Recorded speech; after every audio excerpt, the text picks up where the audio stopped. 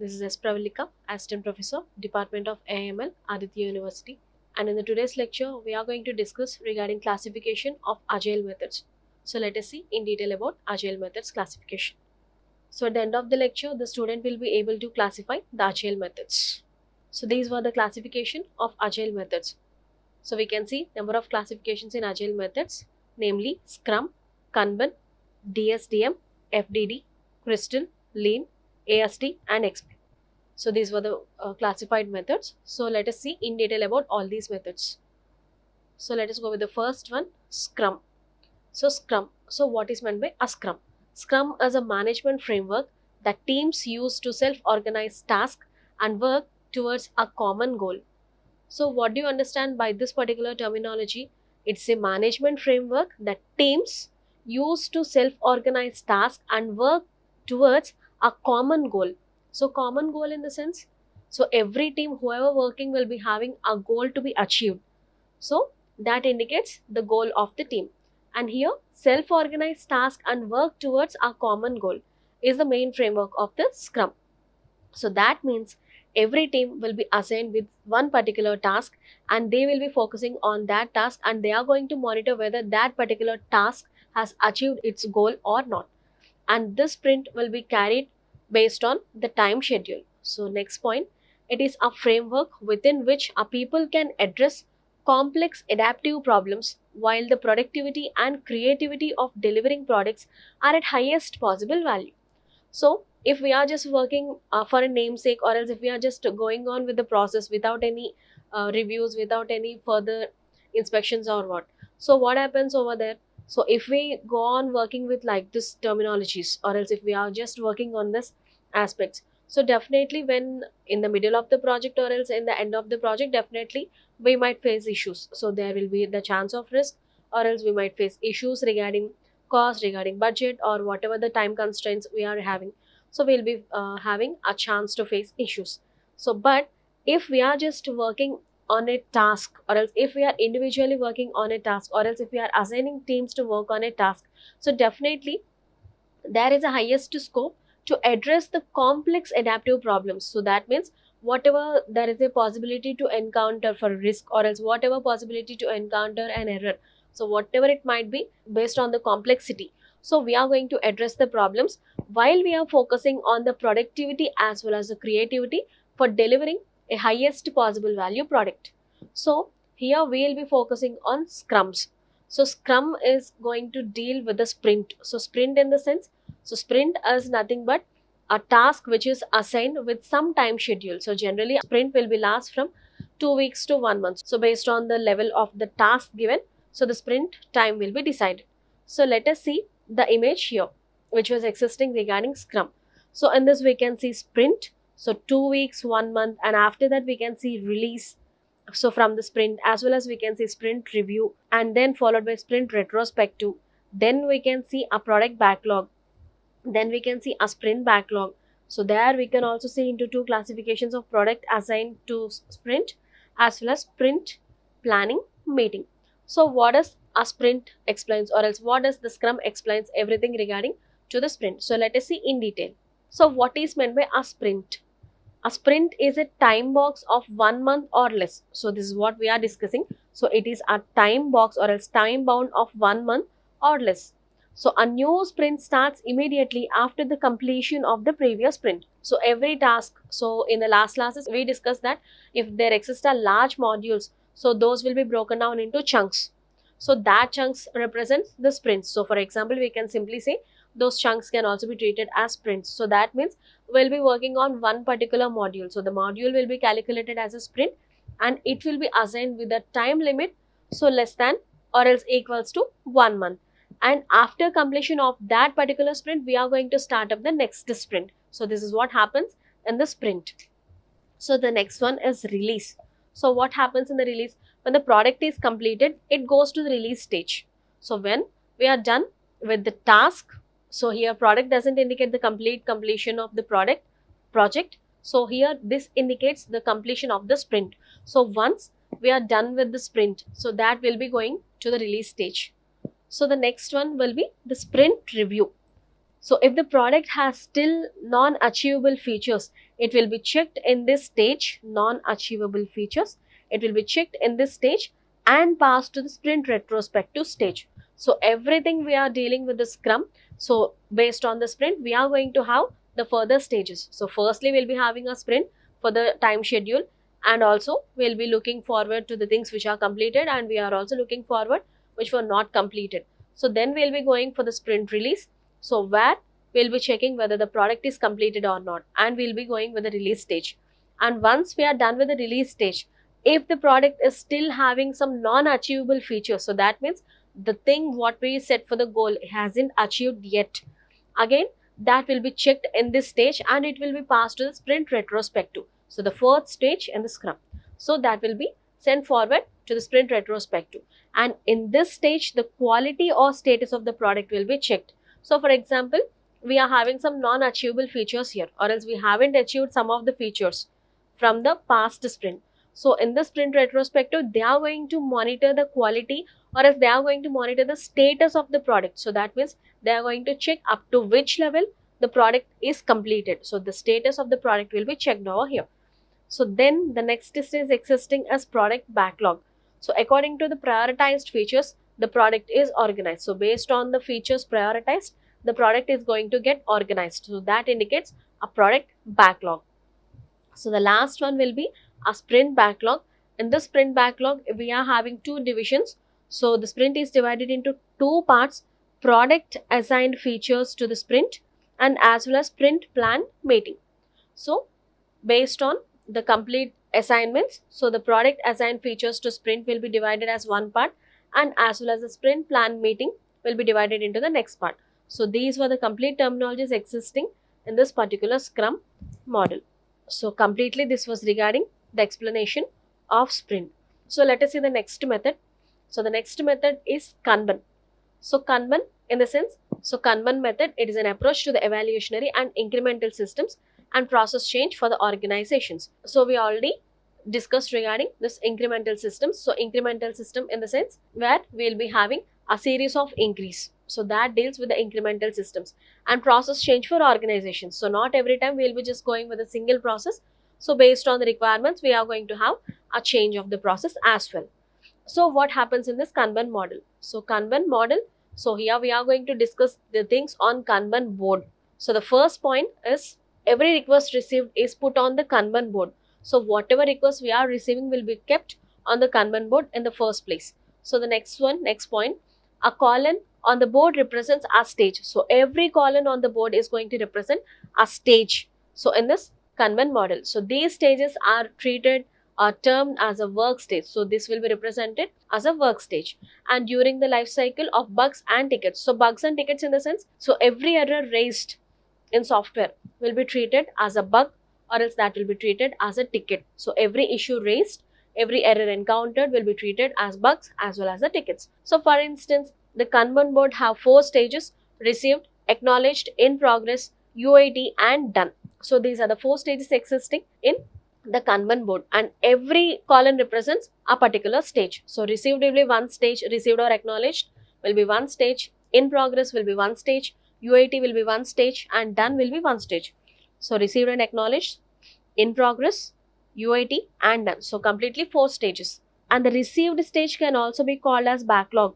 So we are going to call the received stage as also a backlog. So next point, a team could decide the names of phases based on the terminology used by the respective teams. So based on the names assigned by the team members or else by the respective teams, we are going to decide the names for the phases on the board.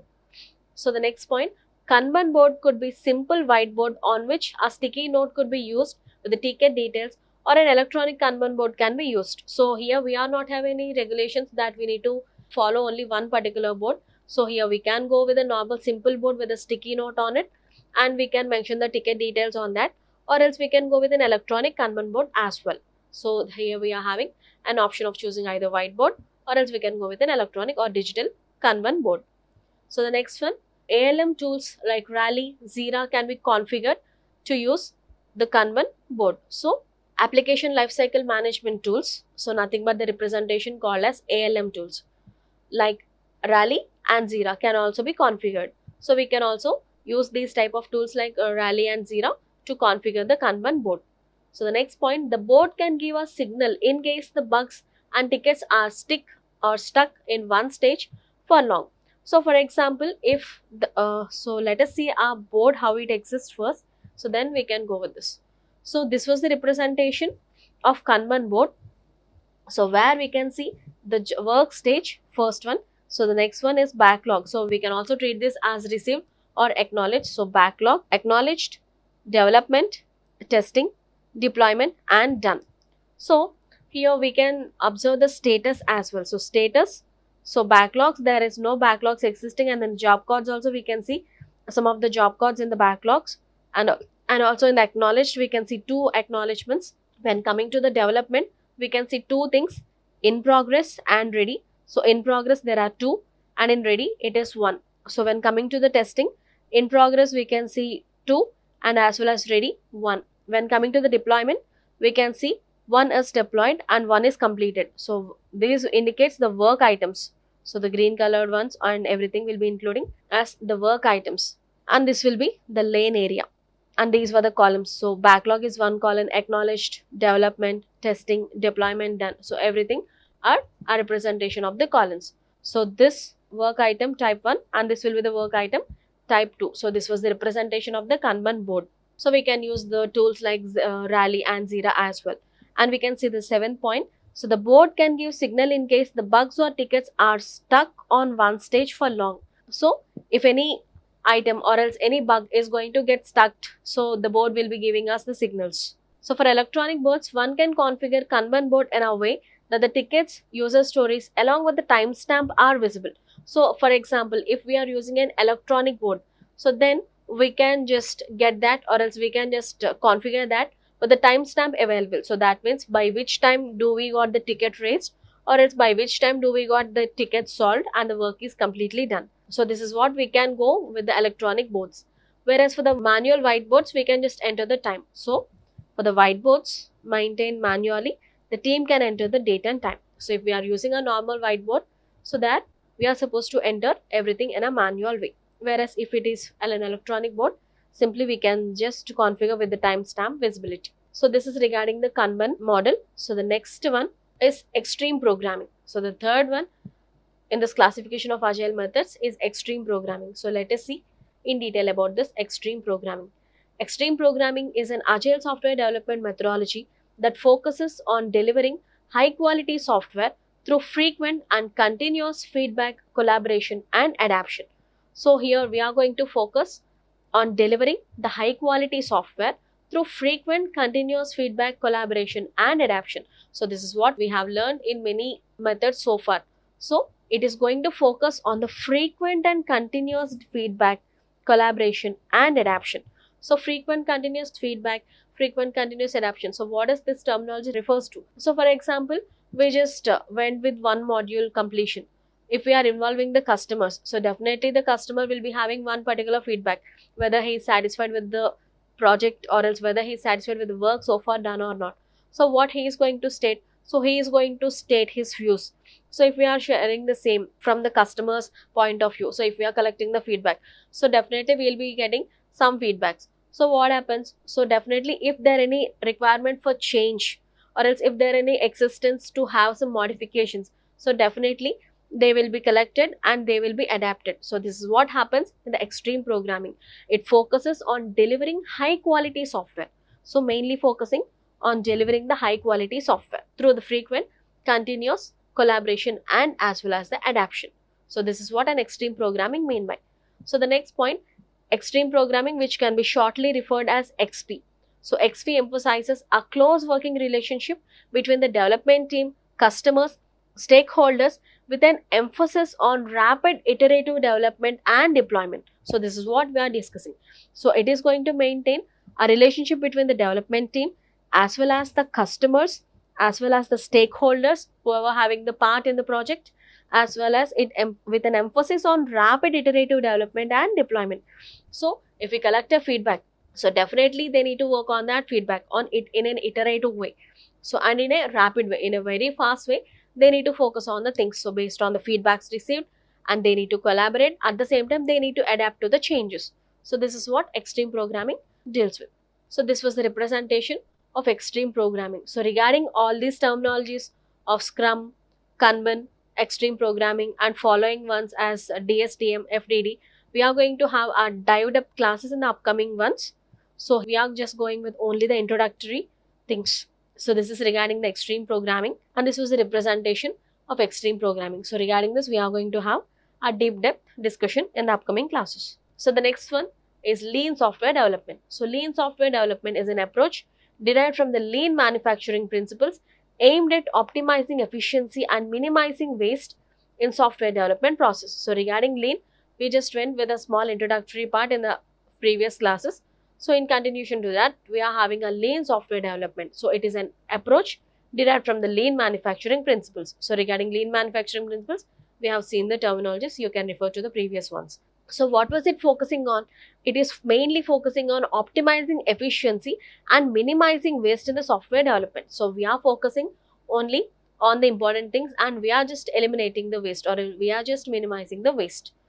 And here we are having the principles. So firstly, the first one, it prevents the defects. So prevents the defects in the sense, it integrates quality assurance throughout the development process to prevent the defects. So it mainly focuses on the quality assurance through the development process. So based on the development process, it focuses on quality assurance, and once we are done with the complete quality, there is a lot of scope to prevent the defects existing.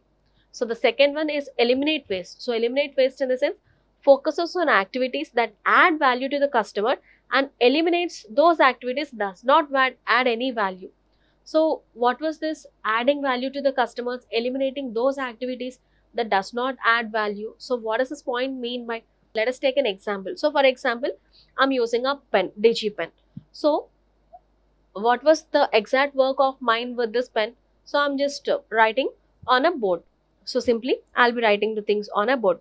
So what am I focusing on? Am I focusing on how it works, or else am I focusing whether it is working or not? So currently my focus is whether it is working or not. So this will be taken into consideration. I'm not bothered who prepared this. I'm not bothered where it is manufactured. I'm not bothered from where did it come. So if I'm just considering all those things into my mind, it doesn't make any sense. So it doesn't have any value in my perspective. So in my perspective, what is having an exact value rightly, whether it is working for me or not. So similarly, what the software management also does is, it is going to monitor what values to the customer. Do the customer need all the backend details and everything, or else do he requires only the things which mainly adds value to him? So they will be focusing only the things which adds value to the customer, and they are just eliminating the things which doesn't make any value to the customer. So add value to the customer eliminates the waste. So this is what happens in eliminating waste. So the next one, fast delivery. So what happens in the fast delivery? Reduces cycle time to deliver software quickly, respond to the feedback, and changing requirements rapidly. So fastest delivery in the sense, so here we are not going to deliver something. So here what we are delivering is, if by reducing the cycle time, we can get, we are able to deliver our software quickly. So a software product can be delivered quickly, and as well as if we are able to respond to the feedback, and if we are able to respond to the change request rapidly, so definitely we can do the modifications immediately, and we can have a fastest delivery. We can also respond to the changes in a faster way. So this indicates the fast delivery. So the last point is delay decisions. So delay decisions in the sense, delay decisions until they can be based on facts. So that means we are not just finalizing the complete decisions by taking some things into consideration. So we will be taking the decisions based on the existing facts. So until we get a complete fact, we will be delaying the decisions. So completely, this was regarding the lean software development. And also we can see some of the points in this agile lean software development. So the first one is eliminating waste. Second one is empowering the team. Third one is the fastest delivery. Fourth one is optimizing the whole. Fifth one, building the quality. Sixth one, deferred decisions. Second one, amplified learnings. So regarding all these things, we'll have an explanation in the upcoming ones. So here we are just going with the basic information. So let us go for the next one, crystal methodology. So this was the next method in the classification of agile methods, nothing but the representation of the crystal or else a crystal methodology. So what happens in this crystal? So the crystal method is an agile framework that is considered a lightweight or agile methodology that focuses on individuals and their interactions. So here we are just focusing on individuals and their interactions. So how the individuals are going to get interacted in terms of this agile methodology. So the methods are color coded to signify the risk to human life. So we are just going with the color coded environment here, which identifies the risk for the human life. And this coloring is mainly for short term projects by a team of developers working out in a single workspace. So single workspace in the sense, so not everyone will be having a multiple workspaces. So sometimes if any startup was there, or else if we are working on a single workspace and we are working on a multiple projects, so in order to have a completion, or else in order to get the status, they are going to choose the identification based on the colors. So mainly for the short term projects by the team of developers working out on a single workspace. So how we are going to identify this? There are two core beliefs for the crystal methodology. So the first one is finding your own way and methods to optimize the workflow. So in order to optimize our workflow, or else in order to monitor our workflow, or else in order to advance our workflow, we need to find our own ways. So we are not going to depend on some other ways, or else we are not going to depend on some others decisions, or else we are not going to bother about what they are going to decide for us. So we are having a right to find our own way to optimize the workflow. So the next point is make use of unique methods to make project unique and dynamic. So to make the project dynamic and unique, we can use our unique methodologies. And when coming to the crystal family, so this was the crystals team size. So we are having many representations in the crystal team sizes. So clear is going with the 6 people, yellow 20 people, orange 40 people, red 80 people, maroon more people. So more people in the sense they will be having a scope to choose the number of people what they require. Diamond and sapphire, it will be a larger size. So these were the representation of the crystal family team members. So if it is with a less team, it will be with the clear, or else if it is a lesser number up to 20, it will be identified with yellow color. If it is 40, by orange color. So like this they are going to represent the team sizes with the colors. So this was regarding the crystal methodology. So the next one is DSDM. So DSDM stands for Dynamic Systems Development Method, so which is mainly a business focused agile method. So it is going to focus on the terms of business, emphasizing full project life cycle and strong governance. So it is going to focus on the full project life cycle as well as the strong governance. And here we are having 6 phases in the DSDM. So starting from the pre-project to the post-project, we will be having 6 phases. So let us see the phases. So DSDM phases. So the first one is pre-project, feasibility and business case. So in this pre-project, we are going to focus on feasibility as well as the business case. So second one is feasibility and business study. So we are going to look after the feasibility study as well as we are going to focus on the business study. So in the third one, we are going to focus on functional model iteration, where prototyping plus feedback. So how the functionality is going to happen. So the next one is design and build iteration. So design and build iteration, where we are just going with the planning and we are going with the development as well. So build iteration, where we are going to have the development phase. Implementation, so where we are going to have the testing phase, where we are going to have the deployment phase as well. So post project review and maintenance. So in the last phase, we will be going on focus on review as well as how we are going to maintain the project. So these were the phases existing in DSDM. So let us move to the last phase in this classification of agile methods. So that is feature driven development. It is an agile iterative and incremental model that focuses on progressing the features of developing software. So it is going to focus on progressing of features in developing a software. So the main motive of FDD is to provide timely, updated and working software to the client. In FDD, reporting and progress tracking are necessary at all levels. So this is what we can see regarding FDD. So what is FDD going to discuss about? Progressing on features. So it is going to focus on how the features are getting progressed. And what was its main motive? So the main motive is to provide timely updated and working software to the client. So here we are having only one particular task, so that is providing timely updated as well as working software to the client. So this is our final feature. And what was the next terminology? So in the FDD, reporting and progress tracking is necessary at all levels. So we need to report and as well as we need to track the progress at all the levels. Next point, life cycle of FDD.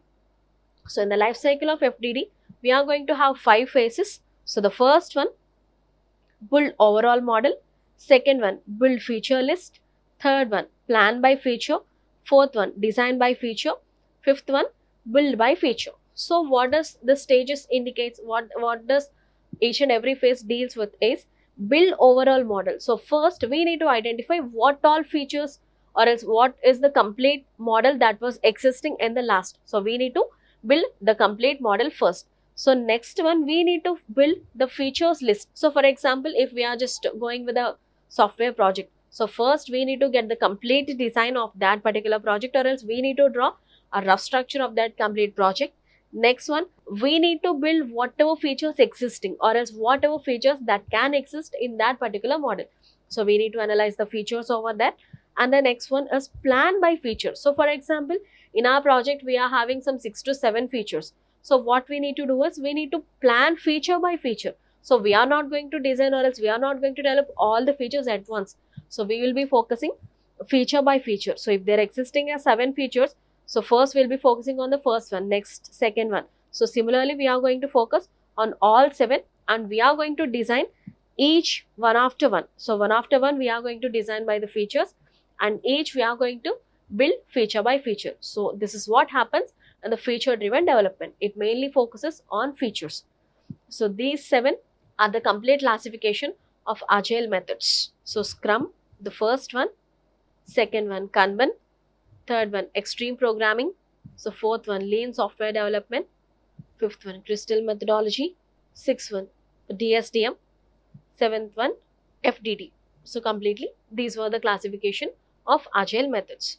So at the end of the lecture, a student will be able to classify the agile methods. Thank you.